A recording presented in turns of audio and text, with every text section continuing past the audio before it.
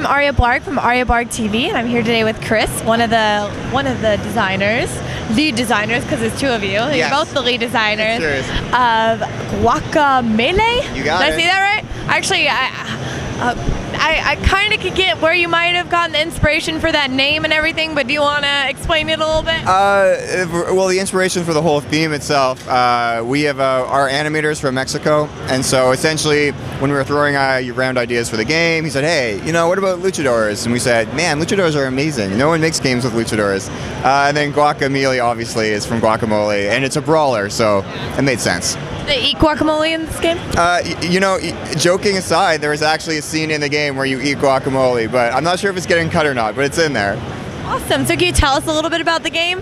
And what kind of, is this, tell us a little about it. Yeah, definitely. Well, so, okay, the game is a brawler Metrovania style game. Basically, you take on the character of Juan, who's a down and out of his luck farmer. He's the main character. And basically, look at that! Oh, sorry, keep talking, but look at that! Look at that! Yeah, actually, that's an Alebrije. So he's there's a famous artist in Mexico who drew all these paintings of these monsters he had during fever dreams.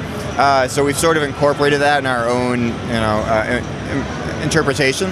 Yeah, so it's a brawler, Metrovania, giant open world. You're going to be exploring a lot of stuff. You're going to be kicking a lot of ass. As the game goes on, you're going to gain new moves, and these moves will allow you to access new areas you couldn't access before.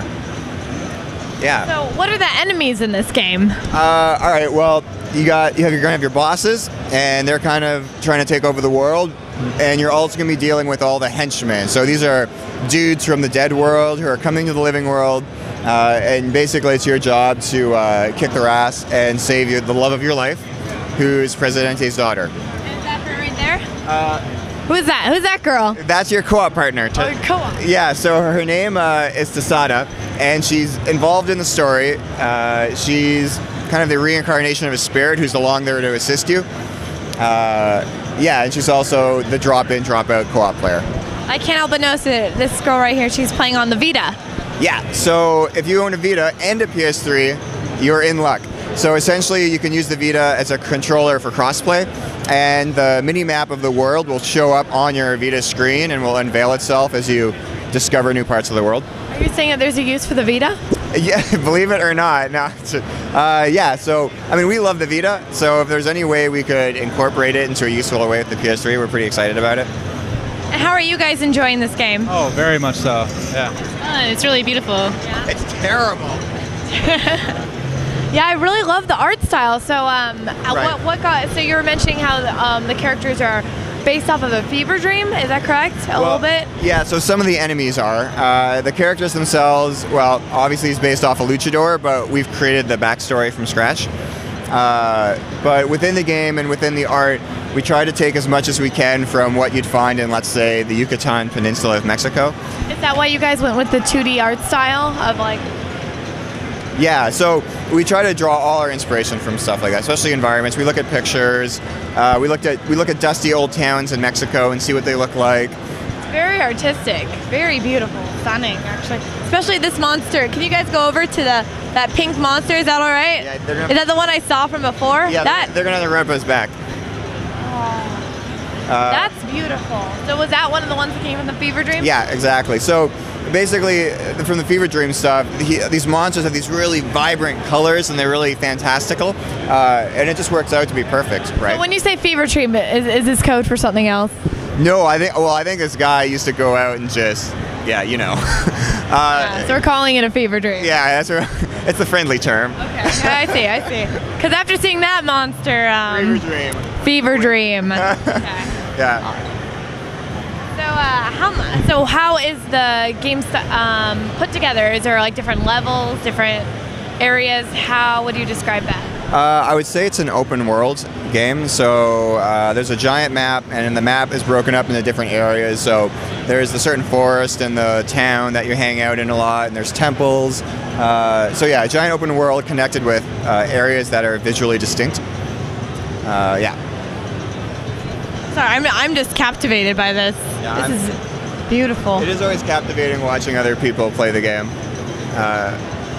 So would you say this game is fairly simple or difficult for your average gamer to pick up, or maybe someone that doesn't play video games much? How do you feel like they'd react? You know, I think it's going to be fairly accessible, but there's definitely going to be challenging spots. And we want it accessible for everyone, but we also have some aspects for it that are for ultra hardcore players. We have a lot of secrets, and we have an alternative ending, and if you collect all these special items, you'll get the different ending.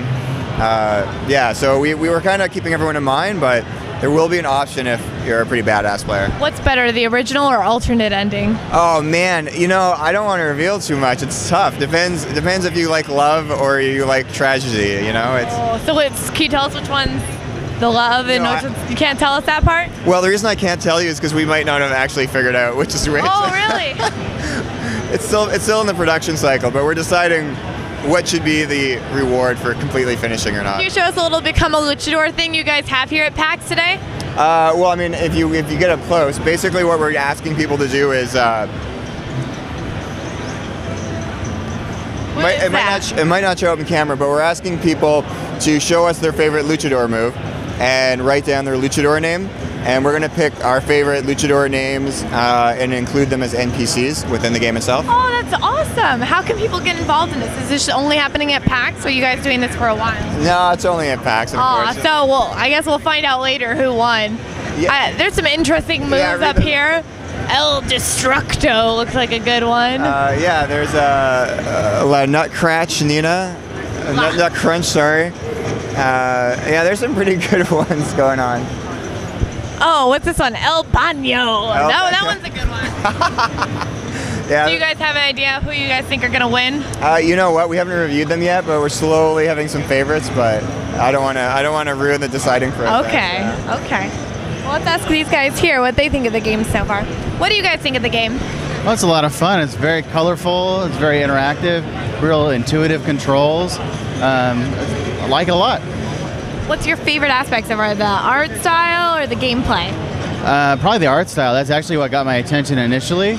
And once you're into playing it, though, it's just a lot of fun. It's kind of over-the-top action, but it's hilarious. How long have you guys been playing this for? 3 minutes. 3 minutes? Are you hooked already? Oh, absolutely. Awesome. You got to get this, for sure. Thank you. So how can people get this game? How do you get this game? Well, early 2013, you can download it on PSN Network, so on the PS3 or the Vita. And you'll have use for your Vita. Your Vita, you know, the one you bought? It was going to have so many games? Hey now. This is one of them for it. Settle down. It's a great device. I actually have a Vita myself. Excellent. I have some games that I really want for it. I just can't help it. Oh, there's that monster again. Yeah. There's that monster again. I like him. I'm sorry. Does he have a name? Not right now, but you can give him one if you want. Maybe. I'm going to call him... Fred? Alfred. Alfred. Alfredo. You call everything Alex. Alfredo. Yeah, he's going to exact revenge on these poor guys. Well, thank you so much for getting us this look at Guacamelee.